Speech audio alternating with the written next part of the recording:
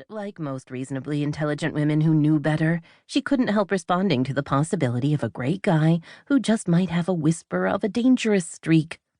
She turned away from the window just in time to hear a dinging sound. After walking into the kitchen, she pulled 2 cookie sheets out of the oven. Because she'd made chocolate chip cookies, if you could believe it. Things were that bad. Oh, not the baking. She baked all the time for Hunter, and most likely she would pretend she'd made these for her son, as well. Only she hadn't. She'd baked them thinking she would take them over to Garrick in a neighborly kind of gesture that, hopefully, would lead to some witty conversation, lots of laughter, and him confessing that he'd spent the past few months wanting to ask her out. It was a lot of pressure to put on chocolate chip cookies.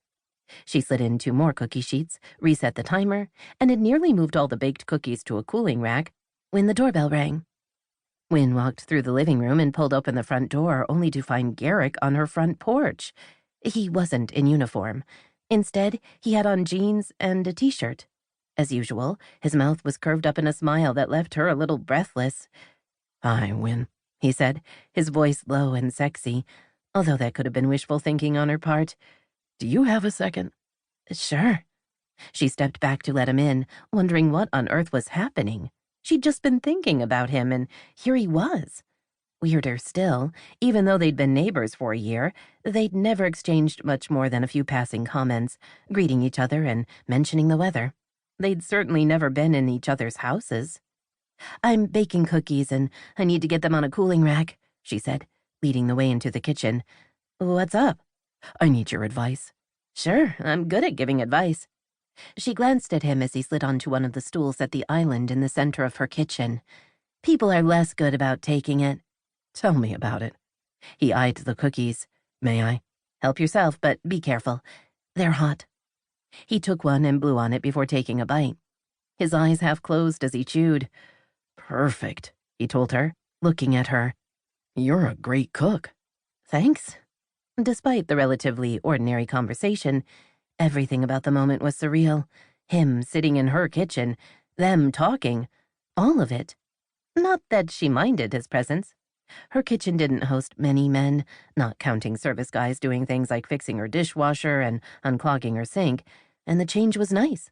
Plus, she couldn't help feeling she was being given the perfect opportunity to try one of the conversational threads she'd been practicing, where she mentioned them maybe, possibly, going out sometime. "Joy Lynn's going to be moving in with me," he said, taking a second cookie. "It's going to be a new experience for me." He glanced at her. "We've never lived together before, not full-time. There have been plenty of weekends and vacations, but this will be different. I want to make sure the house is comfortable for her." Joy Lynn? Who was Joy Lynn, and why was she moving in? Even as the questions formed, the obvious answer popped into her rattled brain. He had a girlfriend. Of course he did. She'd been telling herself that 2 years after her last relationship ended, she was ready to find someone new. And Garrick was about to have Joy Lynn move in. How perfect. "I think I have the right furniture," he said. "It's the other stuff I need help with. Making the house seem..." He paused, as if searching for the right word. "Cozy." Her mind went blank. Totally and completely blank. Cozy? Had he really just said that word? It didn't seem very Garrick-like, but then what did she know about anything? She'd never suspected there was a Joy Lynn, which pretty much confirmed the whole her being an idiot thing.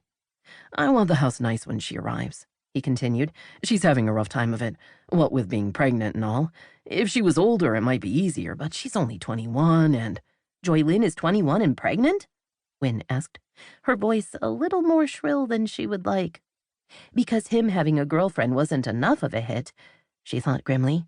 Sure, make her a toddler and pregnant. "What were you thinking? She's way too young to be your girlfriend. How did you even meet? Were you hanging out at the high school, hoping to get lucky?" So much for her Garrick daydreams, she thought, wishing she hadn't been stupid enough to believe he was crush-worthy. Yuck and double yuck. To think she'd wasted all that time thinking about him. No more sexy, possibly dangerous neighbors for her. That was for sure. She was going to go find a non-sexy, undangerous guy to fall for. She glared at Garrick, wishing she were physically strong enough to drag him to the door and throw him.